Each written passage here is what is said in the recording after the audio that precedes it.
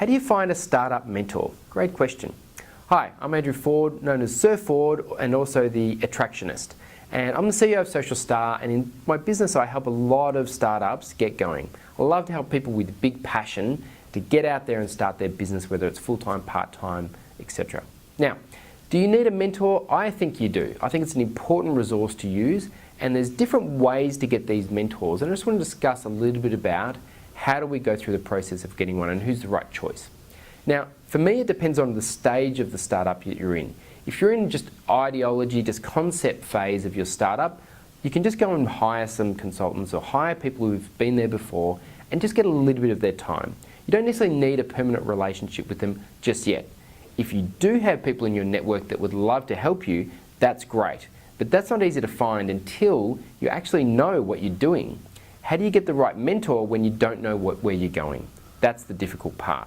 For instance, I've got a friend who's doing a great startup, but I'm unsure whether he's doing it fully online or he's doing it online and offline, which countries he's going to work with, what size the business is going to get before he exits, and he needs to understand that and more before he can choose the person who has actually been there before in order to help get him to there. So that's one key component, is a mentor should have been there before where you want to go so that they can advise you not on what should do, but what they have actually done. Now, once you grow a little bit in your startup, I think it's a good time to start networking out with a broad range of people who you respect, and that's generally where you'll find that type of mentor. So that could be through LinkedIn, could be going to events, or directly approaching people that you respect in the industry that you want to dominate in.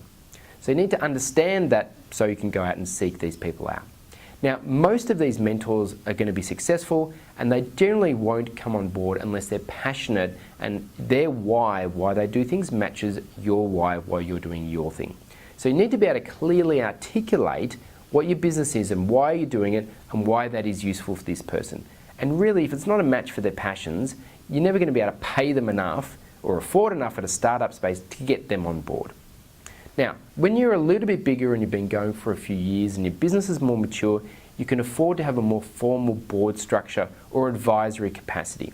Now, Social Star is currently in that phase, and we just recently appointed a mentor who is a paid mentor, but he believes in where we're going in the business.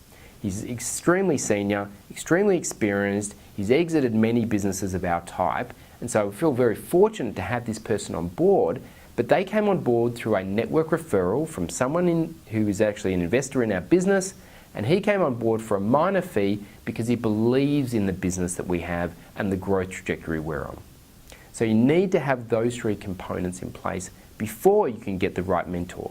So just remember that it depends on the stage of the business you are, and there's different ways to get it for the different stages. Hope that was helpful. If you have any more questions about that, please just post them below. Until next time, I'm Sir Ford.